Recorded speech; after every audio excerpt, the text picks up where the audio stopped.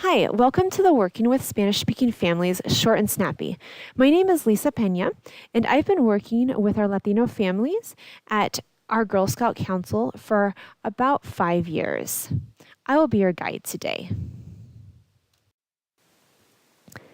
Today we're going to talk about the origin of the Latin American families that we have in Kansas City. We're going to talk about the cultural value of trust and its importance. Also, I'm going to talk some about how to communicate even if you don't know Spanish. We're going to talk about Girl Scout forms in Spanish that you can use.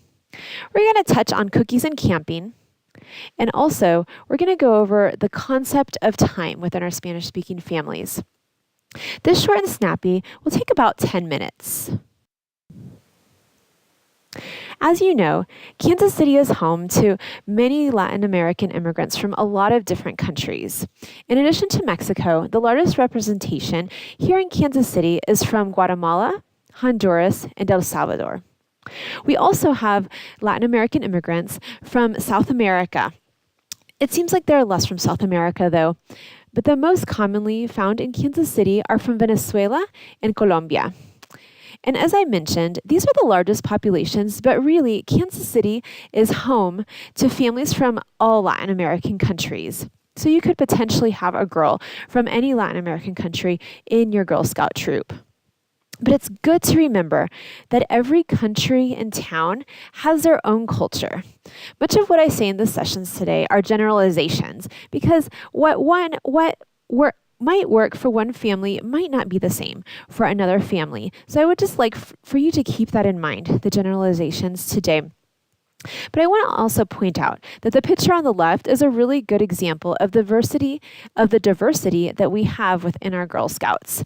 In this picture, we have families from Guatemala, from Mexico, Ecuador, and we even have families here in this picture that grew up in the United States. But everybody in this picture does speak Spanish. Just like our ancestors came to the U.S. to find new opportunities and to succeed, so do current immigrant families. That makes Girl Scouts the perfect place for them. But we have to remember that often Girl Scouts isn't a household tradition for our Spanish-speaking families. Many Latina moms may like to stay during the meetings because it's a process of building that trust. Trust in Girl Scouts from the Hispanic culture is something that needs to be earned because just as I mentioned, Girl Scouts isn't that household name like it is in many American families. One thing to keep in mind is that when a mom stays, she may have a younger child with her. And so if she does, that's really no problem. We can just get insurance to cover her and to cover that child. But the important thing is that they do feel welcome there. One way to start building trust also is to explain to the parents that there will always be 2 volunteers in our Girl Scout troop meetings.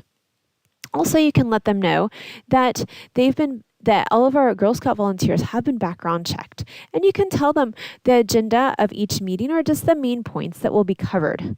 Little by little, that will help them to start feeling more comfortable with the program. Also let your parents know that since their daughter is a Girl Scout, she's covered under our insurance if anything were to happen. And ask the mom to volunteer. Even if there's a language barrier, she may be hesitant to do it, but she could definitely be an extra hand during the meeting. And I've found that a lot of Spanish-speaking moms like to be that extra hand during the meeting. You may or may not have a language barrier with your Spanish-speaking families. Many Latin American adults come to the U.S. and take English classes and learn English really well here. I have found, though, that Latino parents like to be involved and know what's going on in the Girl Scout troop, regardless of the language that they speak. Also, I've realized that in many cases, if they aren't that comfortable with English, they still may understand more than what they can speak. One way that you can communicate with them is using Google Translator. And let me tell you, it isn't always accurate, but it definitely will help in a pinch. I also recommend that you figure out what a family likes to the way that the family likes to communicate the best outside of the meeting. Do they like to use Facebook, texting, email? Every family is different. And I encourage you to use the method that works best for them so that they can get all of the messages that you want to communicate. I'm going to continue to talk about communication because it's so important. We also have a cheat sheet that you can use that has simple phrases that you can use with your families. For example, hi, my name is Lisa. I'm the troop leader. Hola, me llamo Lisa. Soy la líder de tropa. Also, here's another phrase that you could use. We have Girl Scouts today until 5:45. Hoy hay Girl Scouts hasta las 5:45. Let me know if you would like for me to email you if you would like for me to email you that cheat sheet, because they have really relevant phrases that you can use with your families. We also have bilingual Puente volunteers. These volunteers specifically help troop leaders to communicate with Spanish-speaking families. You send an email out, copy our bilingual Puente volunteer, and then that volunteer will make sure that our Spanish-speaking family gets all of the information in the email or the text that you sent out. Email me as well if you would like to set up a Puente volunteer collaboration. Can you imagine living in a French-speaking country and having to fill out a whole form in French and just knowing a little bit of French, but not really being completely conversational? That sounds pretty intimidating to me. And that's actually the situation that many of our Spanish-speaking families are in, but with English. I want to let you know, though, that we do have forms that are in Spanish. You can find them on our Forms and Document page under the Spanish Forms tab. We have the membership form, financial aid forms, parent involvement forms, and we also have the health form. And actually, for our membership forms, I want to show you that we find them just as we find our English membership forms. We can find Spanish membership forms up here under Join, and then you can also find opportunity forms in Spanish for your Spanish-speaking families. I'm going to touch a little bit on Campi now. As I mentioned previously, building trust is really key with our Hispanic families. It's important to build that trust over time and once you build that trust, that could actually increase the likelihood that a Spanish-speaking family may send their daughter on an overnight activity. I also want to encourage you to ask the mom if she would like to come as a volunteer if you do have an overnight camp or a different overnight that you're planning. Our bilingual staff in customer care can help her to complete her background check.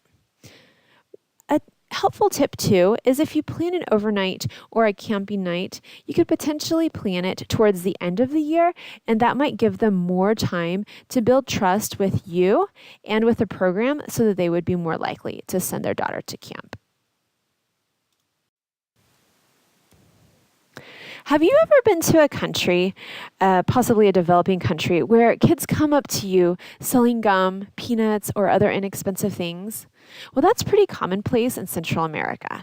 So you can imagine how asking a Spanish-speaking family to let their daughter sell cookies could potentially rub them the wrong way.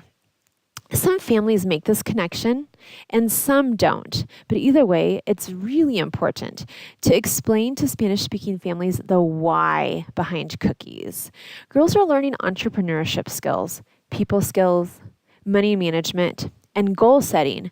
Talking about those skills and taking those skills into account will help Spanish-speaking families to be comfortable with their daughters selling cookies, and it'll wipe away that negative stereotype that they have from past experiences of kids selling gum and inexpensive things in developing countries. I'm going to transition into the concept of time. In general, it's good to assume that some parents, regardless of ethnicity, will be about 10 to 15 minutes late. I recommend planning a pre-activity for the girls that lasts 5 to 10 minutes with a clear limit of how long you will spend on that pre-activity, but just to give those families who arrive a little bit later some grace time. But if you find that some Spanish-speaking families are consistently late, It's really important to think about the potential reasons why and know that it really doesn't mean that the parents don't care. A few reasons could be that mom is getting off work late. It could be that maybe they just have one car, or maybe there are certain responsibilities at home that she needed to get done before coming to the meeting.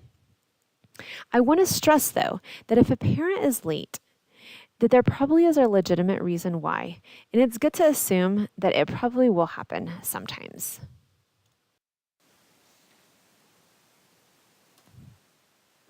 I would like to conclude with this quote by Juliet Gordon-Low. To put yourself in another place requires real imagination, but by doing so, each Girl Scout will be able to love among others happily. Thank you so much for taking the time to increase your knowledge as a troop leader. If you have any questions about this short and snappy, or if you want to talk a little bit deeper about working with your Spanish-speaking families, please email the Troop Experience at gsksmo.org.